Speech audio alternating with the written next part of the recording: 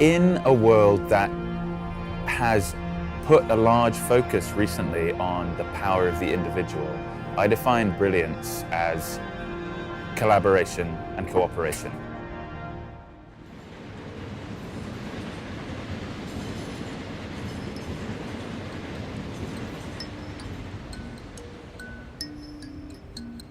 As with most of these kind of adventures, part of it was accidental.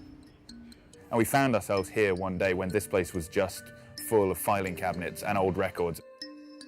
And just through being nice to the people who were in charge and saying, if we brought some of our friends down here and did a few little shows, would that be okay? And they said, yeah.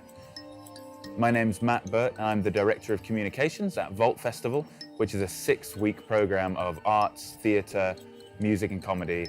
As the whole thing happens under the ground, which is a labyrinth of old tunnels that are owned by Network Rail underneath Waterloo Station.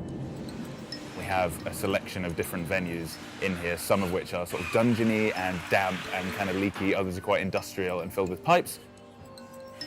What we like to have is lots of people who feel that they're part of the company. It's kind of a collective in that sense. There's 3 of us who work on it about 8 months of the year. For a shorter run-up period to it, that team grows to about a dozen. And then during the actual festival itself, we have anywhere between sort of like 20 and 30 people. It's quite tight, so we're here a lot, very tired. We think we are helping people in a way that, you know, not many places can do.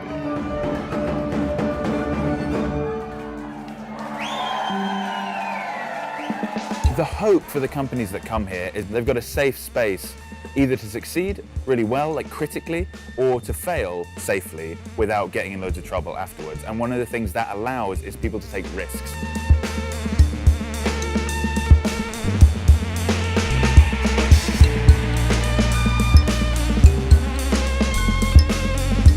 They're just good people, and they create an amazing space in London every year that attracts so many people, which is fantastic.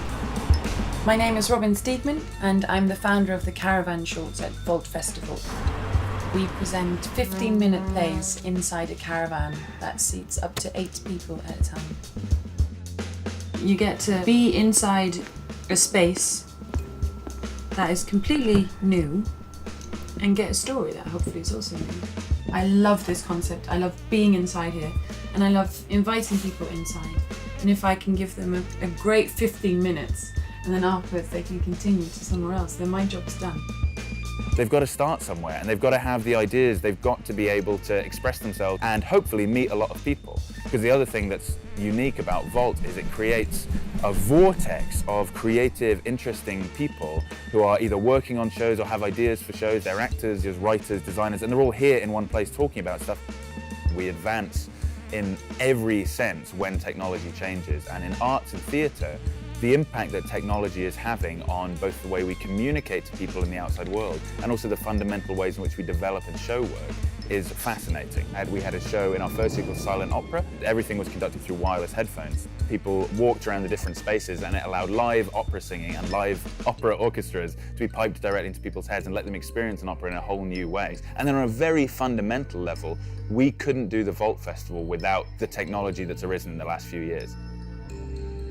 This is actually a very valuable thing. And just because we're tired and we don't have any money and the whole festival is always on the verge of financial collapse if not enough people come, those things are not a good enough reason to stop it happening. So we've kind of redoubled our efforts to try and find a way to keep Vault going. The brilliance lies in the pursuit. And I have great respect for anyone who pursues their own potential. I define brilliance as collaboration and cooperation. And when I see that happening around the Vault Festival, that's when I'm most struck by the brilliance of the artists involved. Part of the beauty is also what you can give to the audience. That's all it is really, storytelling in a little bumblebee of unexpectedness.